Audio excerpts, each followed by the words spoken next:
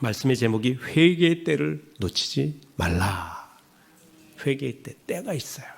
항상 우리가 전도서에도 그랬죠. 날 때가 있으면 죽을 때가 있고, 먹을 때가 있고, 굶을 때도 있고, 기쁠 때가 있고, 슬플 때도 있고, 그리고 싸맬 때가 있고, 찢을 때가 있고, 모든 인생에는 뿌릴 때가 있고, 추수할 때가 있고, 때가 있는 거예요. 때가.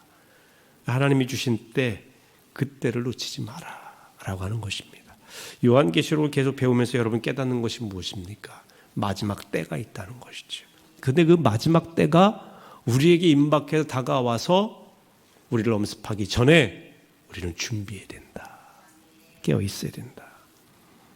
이제 하나님께서 근데 하나님께서 인간이 깨닫지 못하니까 재앙을 내리시는 거예요. 재앙을 내리시는데, 지난주에 배웠죠. 요한계시록 8장에 이제 7 나팔의 재앙이 있는데, 나팔이 하나씩 천사가 불 때마다 재앙이 오는데, 지난주에는 4가지 재앙을 8장에서 배웠어요. 근데 이 4가지 재앙의 특징이 뭐냐면 자연계에 해당되는 그런 재앙이에요. 그러니까 예를 들면 수목의 3분의 1이 타버린다든가, 바다가 문제가 생긴다든가, 강물이 도저히 먹을 수 없는 물이 될 정도로 썩고 문드러진다든가, 이런 자연계에 해당하는 재앙인데, 이제 9장에 나오는 5번째, 6번째 재앙은 인간에게 직접 해당되는 더 큰 재앙이라는 것이죠. 특히 사단에 의한 강력한 재앙들을 이야기하고 있습니다. 먼저 5번째 재앙에 대해서 한번 좀 보도록 하겠습니다. 9장 1절과 2절 말씀을 한번 같이 읽습니다. 5째 천사가 나팔을 불매 내가 보니 하늘에서 땅에 떨어진 별 하나가 있는데 그가 무저갱의 열쇠를 받았더라. 그가 무저갱을 여니 그 구멍에서 큰 화덕의 연기 같은 연기가 올라오매 해와 공기가 그 구멍의 연기로 말미암아 어두워지며. 요한계시록 말씀을 읽으면 아시겠어요? 모르는 게 당연해요. 요한계시록 쉽지 않아요. 예를 들면 어떤 문제를 풀기, 어떤 문 안으로 들어가기 위해서 비밀 코드를 눌러서 번호를 알고 들어가야 되는데 그 비밀 코드를 모르면 들어갈 수가 없잖아요. 그러니까 마치 요한계시록에 있는 하나하나의 표현의 그 어떤 상징성, 의미를 알 때 요한계시록은 의외로 너무 쉽고 명료한 책이 되는 겁니다. 자, 여기 보시면 5째 천사가 나팔을 불 때 하늘에서 땅에 떨어진 별 하나가 있는데 그가 무저갱의 열쇠를 받았더라 그랬어요. 무저갱에 대한 해석이 다양한데요. 본래의 의미는 바닥 없는 시면, 그러니까 깊은 웅덩이, 깊은 어떤 연못 같은 것. 그러니까 좀 더 부연해서 해석하면 밑도 끝도 없는 깊고 어두운 곳이라는 뜻입니다. 여러분 잠자다가 막 깊은 데 쑥 떨어지는 체험을 해보신 분 계세요? 막 죽을 것 같은데 죽지는 않고 죽음보다 더 두려운 밑바닥을 경험해요. 이게 무저갱이에요. 다른 성경에서는 음부라고 하는 표현을 쓰죠. 로마서 10장 7절에는. 근데 이 깊은 웅덩이, 밑도 끝도 없는 그 깊은 웅덩이는 악한 자들을 가두어두는 감옥으로 사용되었다. 아모스 9장 3절과 이사야 51장 10절에 그렇게 말씀하고 있습니다. 쉽게 얘기하면 죽은 자들이 가는 곳입니다. 죽은 자들이 이제 죽자마자 안 믿은 사람들은 지옥 가고, 그리고 믿는 자들은 천국 가고, 뭐 이렇게 상징적으로는 표현할 수 있는데 좀 더 신학적으로 성경을 들여다보면 이 죽은 자들, 믿지 않고 죽은 자들이 가는, 그래서 주님께서 마지막 백보자 심판을 할 때까지 기다리는 곳이 음부라는 거예요. 그런데 이 음부는 그 깊은 밑바닥 때문에 너무나 두려운, 그러니까 악한 자들을 가두어두는 옥인데 뭐 말로 표현할 수 없는 두려움이 있는 곳이죠. 계시록에는 악한 짐승들의 거처이고 동시에 사단이 1000년 동안 결박되어 있을 곳, 그렇게 묘사되는 곳입니다. 우리가 가보지 않았기 때문에 다 할 수가 없어요. 하지만 성경적으로 보면 그렇게 해석이 된다는 겁니다. 근데 이 무저갱 음부, 깊은 시면, 사단이 결박될 그곳, 하늘에서 떨어진 천사가 하나님의 허락을 받고 무저갱의 열쇠를 가지고 그걸 열었다는 거예요. 하늘에서 떨어진 천사는요, 여러분, 사탄은, 루시퍼는 타락한 천사예요. 그런 이야기했죠. 하나님 나라의 성가 대장이었는데 막 천사들 찬양 너무 잘하고 사람들이 아니라 천사들이 막 환호하니까 자기가 하나님이 된 양 교만해지자 하나님께서 땅으로 떨어뜨리신, 그게 사탄이다. 그러니까 여러분, 그래서 사탄은요, 무서운 괴물의 모습으로 우리에게 다가오지 않습니다. 천사로 가장하고 오는 것이죠. 그래서 떨어진 천사, 타락한 천사, 이건 사탄을 말합니다. 근데 이 사탄은 반드시 하나님께서 정해주신 범위 내에서만 활동할 수 있어요. 그러니까 절대 사탄은 하나님을 이길 수는 없어요. 그러나 인간보다는 훨씬 강한 존재죠. 무저갱의 열쇠를 가지고 무저갱을 열었단 말이에요. 깊은 심연을 열자 연기가 올라왔고 해와 공기가 어두워졌습니다. 세상을 어둠으로 덮어버렸다는 겁니다. 이 무저갱의 연기는 마지막 시대 때의 인간을 공격하는 사단의 세력들을 말해요. 이 3절에 보면은 이렇게 되어 있습니다. 황충이 나타난다. 연기 가운데서 그들 이제 황충이 연기 가운데로부터 땅 위에 나왔다, 그렇게 표현하고 있죠. 여기서 말하는 황충은요, 메뚜기를 말합니다. 구약 성경에서 메뚜기 재앙은 모든 것을 폐허로 만듭니다. 재앙의 상징이에요. 그러니까 메뚜기 때 하면은 재앙의 상징. 메뚜기가 지나가기만 하면 모든 게 죽고 폐허가 되고 공포의 대상이죠. 파괴력이 대단합니다. 그러니까 이 황충이 나타났다는 것은 사람들을 폐허시키는, 죽이는 모든 것들을 완전히 잿더미로 만드는 세력들을 말합니다. 3절 후반부에는 그들은 땅에 있는 전갈의 권세와 같은 권세를 받았다. 그러니까 황충의 때처럼 사람들을 파괴시키고 폐허로 만들고, 그들의 이 권세는 전갈의 권세와 같이 쏘고 사람들을 죽이고 말이죠. 독침으로 치명적인 영향을 줄 수 있는 세력으로 나타난다는 겁니다. 그러니까 악령들이 마지막 때에는 사람들을 막 공격한다는 거죠. 직접.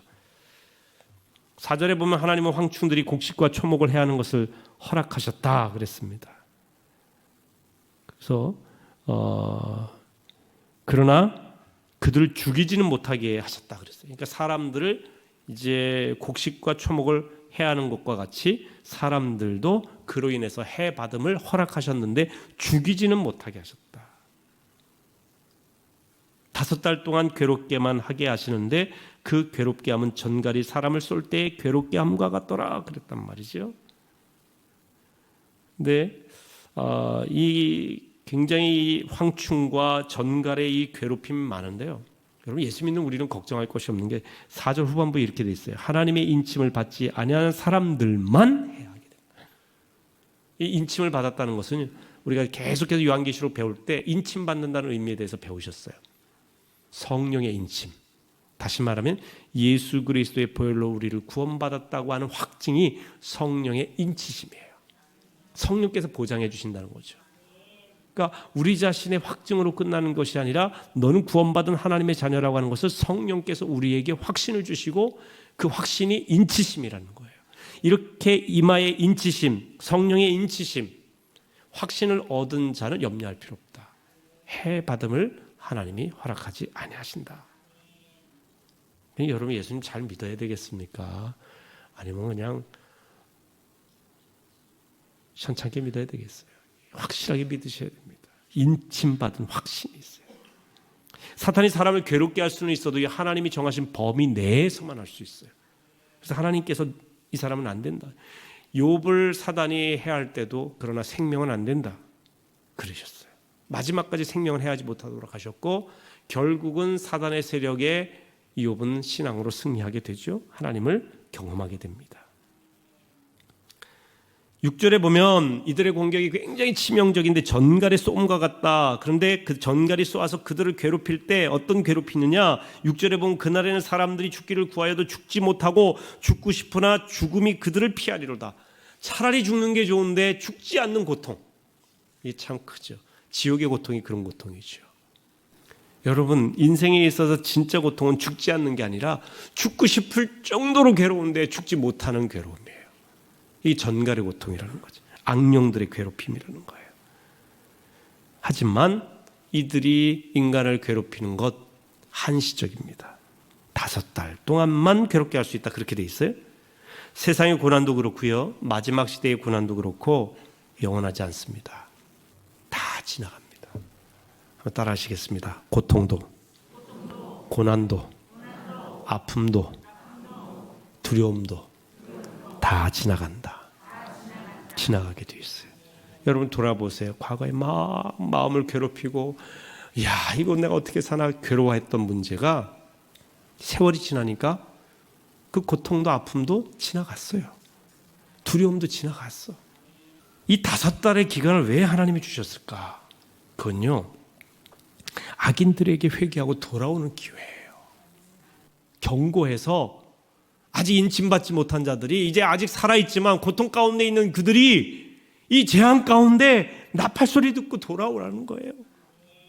경고하는 메시지 보고 세상의 여러 가지 어려운 상황 가운데 도저히 우리 인간 힘으로 해결할 수 없는 많은 어려움 속에서 하나님 계시구나. 죽게 돌아와야겠구나. 이 기회의 시간이 5달이라는 거죠. 9장 7절에서부터 계속 보면요, 황충들의 모양은 그러면서 이 황충들, 그러니까 여러분 여기서 황충들은요 사단의 수하에 있는 악령들을 생각하시면 돼요. 연기들이라고 그랬거든요. 그 표현이 쫙 연기가 무정행에서 올라오는 게 여러분 영화에 보면요, 영화가 다 이 요한계시록만 나와요.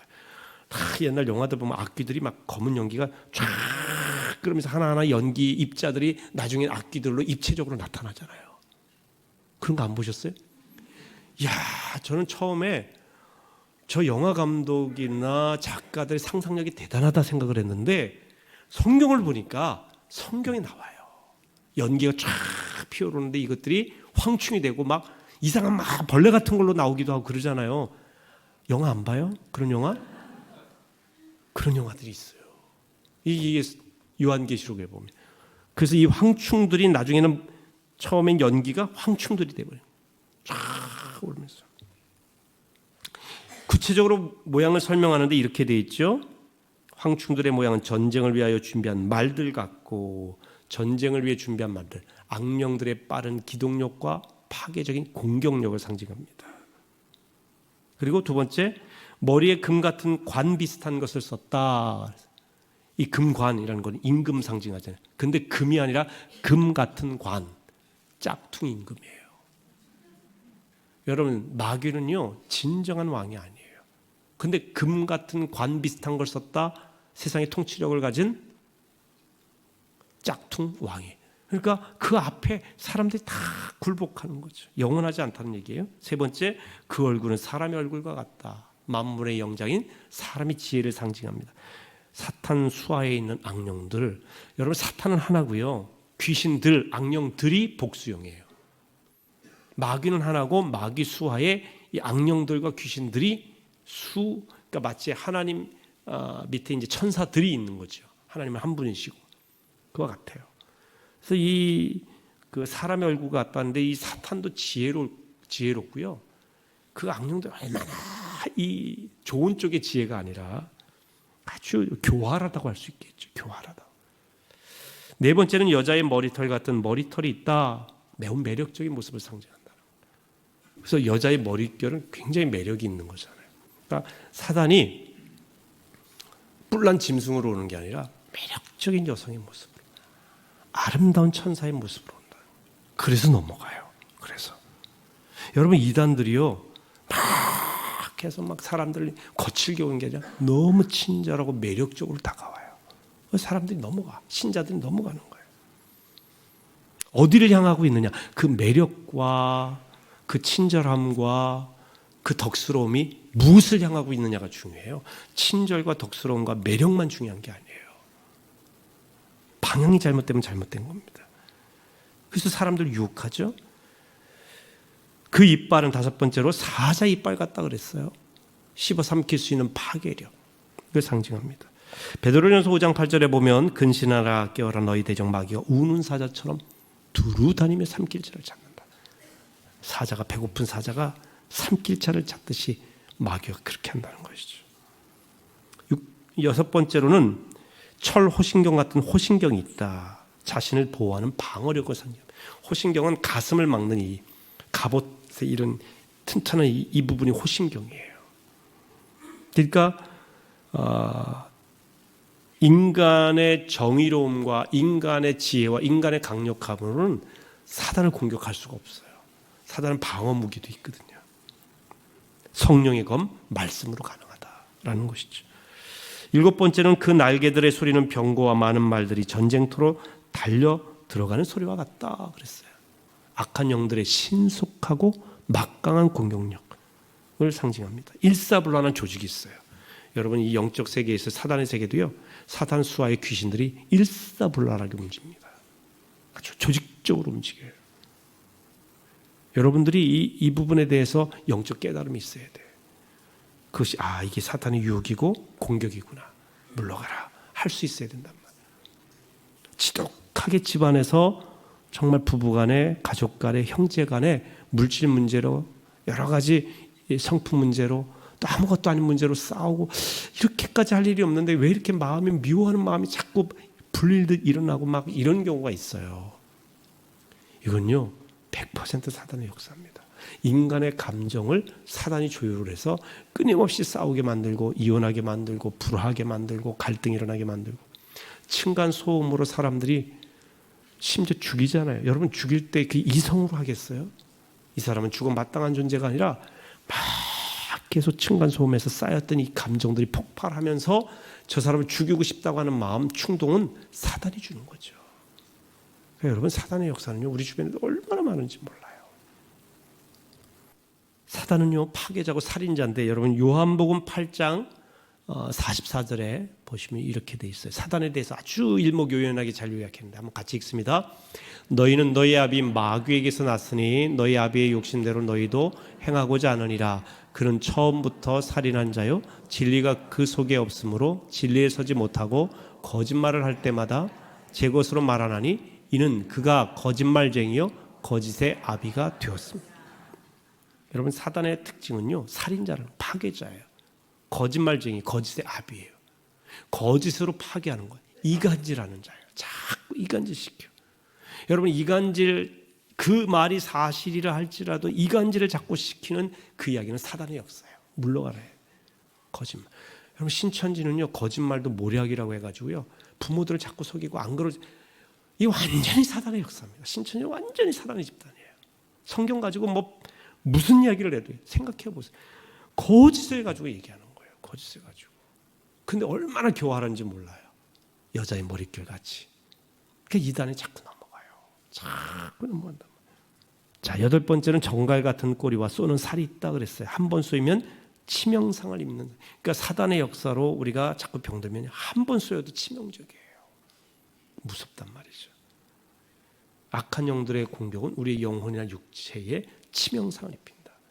그러니까 여러분들이 늘 이 공격에 물리칠 수 있는 방어력과 믿음과 삶의 자세를 갖고 있어야 돼요. 이것이 5번째 재앙, 황충으로 말미암은 인간들에게 내려오는 재앙이에요. 6번째 재앙도 있죠. 자, 13절을 말씀 한번 같이 읽어보실까요? 6째 천사가 나팔을 불매 내가 들으니 하나님 앞 금제단 네 뿔에서 한 음성이 나서.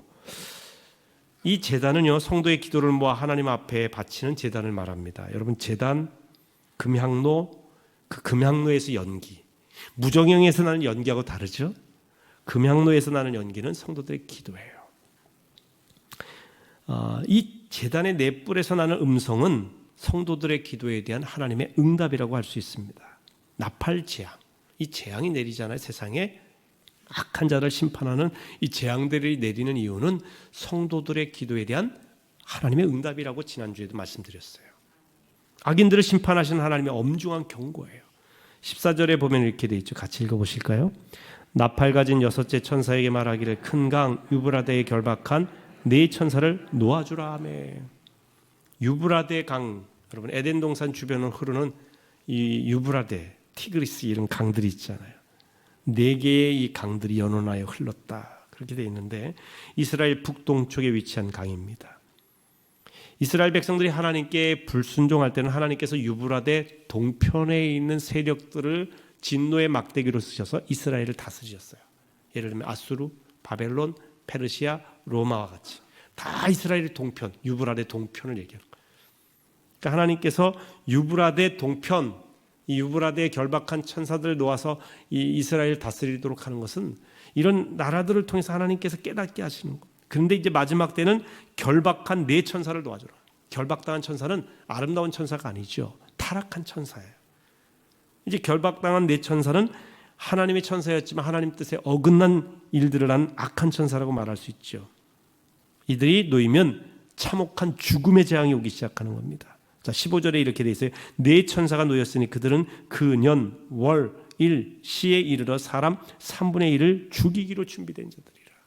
이제 그들이 놓였으니까 지금까지는 전갈에 쏘는 고통, 죽고 싶어도 죽지 못하는 그런 고통만 있었는데 이제 이 네 천사, 결박된 이 네 천사가 놓이게 되자 세계적으로 흩어져서 3분의 1이나 세계에 있는 어마어마한 인구들을 죽인단 말이죠. 어마어마한 죽음들이 있다는 거예요. 근데 여기서도 그들은 그 년, 월, 일, 시에 이르러 그랬어요. 다시 말하면 시간적인 제한성이 있다는 거죠. 하나님이 정한 시간에 풀려나고 하나님이 정한 시간 5달 내에 그 일을 하게 된다.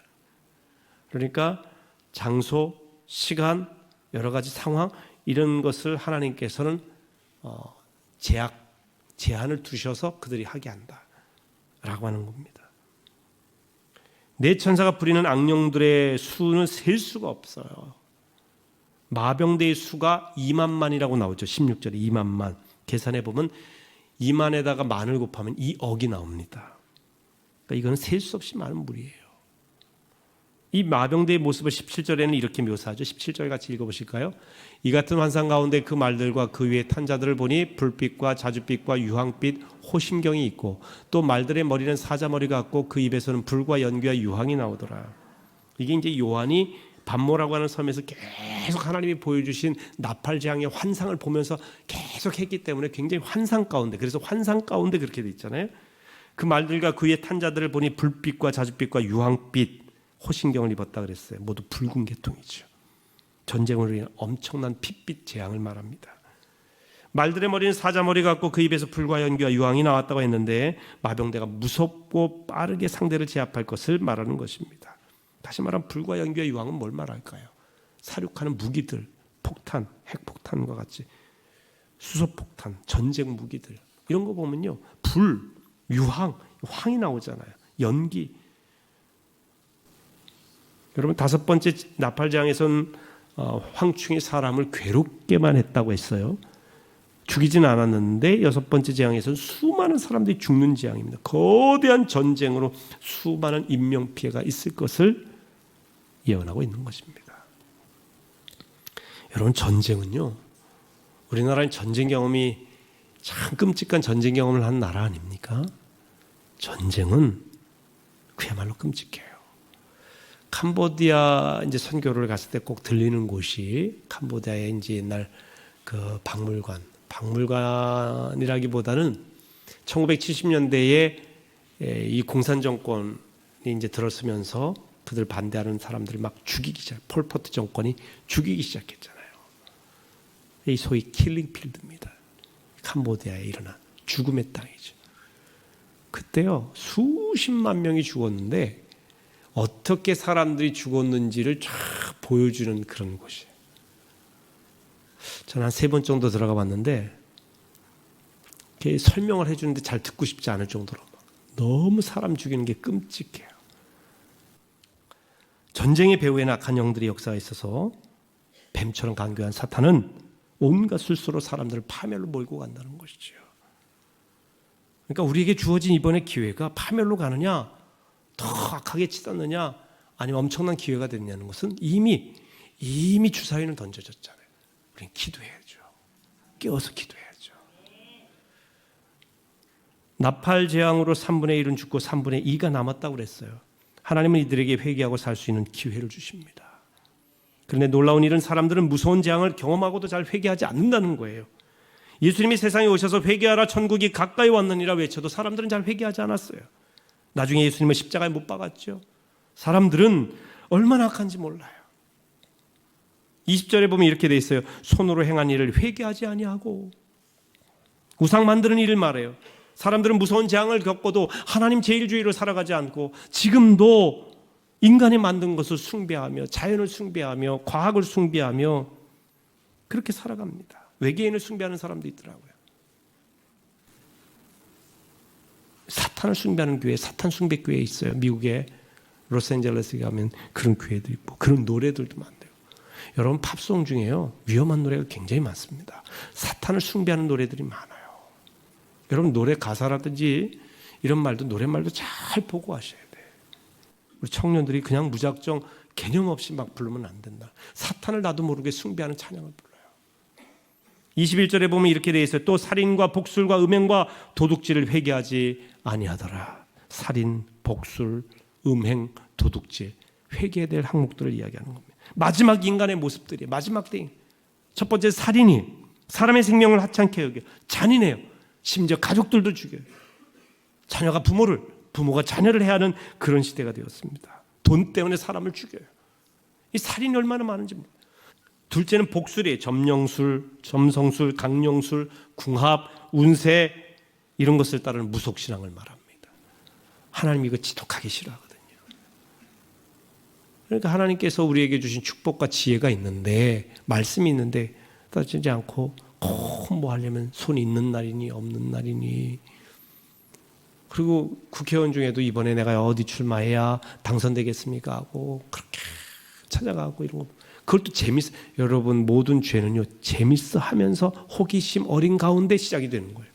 점도 해보니까 재밌네. 호기심 어리고 타로 카페 이런 데 가서 막 카드 뒤집어 가지고 이쁘게 생긴 이제 여자들이 막 다 하고 어쩌고 저쩌고 남녀 얘기도 하고 막 이걸 TV에서도 해주고 있어요. 요즘 보니까 참 이거 안타까운 시대입니다.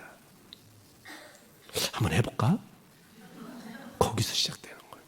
거기서 여러분 점 보고 그런 이 호기심 어린 오늘 밤에 회개하세요. 회개 안 돼요. 그리고 이사 가는 날짜 다 손이 있는 날이냐 없는 날이냐 그리고 신문 보면 이 띠에 대해서 오늘의 운세 이런 거 들여다보는 사람 있죠? 오늘 다 회개해야 돼. 음행 세 번째 성적 문란의 시대입니다. 혼전, 동거, 성관계가 얼마나 만연되어 있는지 몰라요. 동성애가 보편화돼 가고요. 정상적이고 순전한 부부관계를 우습게 보는 요즘 드라마 보면요 전부 다 불륜이죠. 정상적으로 착하게 평범하게 사는 건 드라마 소재가 안 돼요. 보셨어요? 드라마 정상적인 거 보셨냐는 거예요. 항상 양다리 걸치거나 그러면서 갈등이 일어나거나 이러면서 소재 만들지 부부간에 서로 화합하고 착하고 양보하고 밥 잘해주고 그러면서 현모양처 이런 건 재미없어 돌리죠. 여러분도 그러죠? 하기야 저도 돌아보면은 어떤 드라마를 봤나 이렇게 돌아봐야죠. 오늘 이런 시대가 너무 그러한 시대로 되어가고 있단 말이에요. 불륜이 사랑으로 둔갑한 시대가 돼요. 그러니까 성경이 이미 음행에 대해서 계속 도둑질, 남의 것을 훔치는 이런 도둑놈만 해당되는 게 아닙니다. 회사에서 횡령하는 것도 도둑질이에요. 이 네 가지 내용이 요즘 영화나 드라마의 소재 아닙니까? 엄청난 제약을 겪으면서도 사람들은 악한 일에 빠져 회개하지 않아요. 악인이라 할지라도 자신의 잘못을 깨닫고 죽게 돌아올 때 소망이 있다. 자, 이사야 55장 7절 말씀 같이 읽습니다. 악인은 그 길을 불의한 자는 그 생각을 버리고 여호와께로 돌아오라. 그리하면 그가 긍휼히 여기시리라. 우리 하나님께 돌아오라. 그가 너그럽게 용서하시리라. 어떤 죄를 지었든지 과거의 자기 모습 그 생각을 버리고 왜 생각 버리라고 했냐? 행동은요 생각에서부터 나와요. 생각이 버려지지 않으면 똑같은 행동이 반복이 돼요. 생각을 버리고 여호와께로 돌아오라. 그때에 긍휼히 여기시고 용서하시고 품으신다. 우리 눈에 보이지 않는 영적 세계가 있어요. 핵전쟁보다 더 무서운 전쟁이 영적 전쟁입니다. 마귀는 끊임없이 사람들을 유혹하고 파괴시켜요. 영국의 변증가 C.S. 루이스는 사단이 좋아하는 두 부류의 사람이 있다. 첫째, 사단의 존재를 인정하지 않는 사람이라는 거예요. 사단이라는 게 어디냐? 괜히 사람들이 이 신앙인들이 만들어낸 가상의 존재지. 이거 굉장히 좋아한다는 거예요.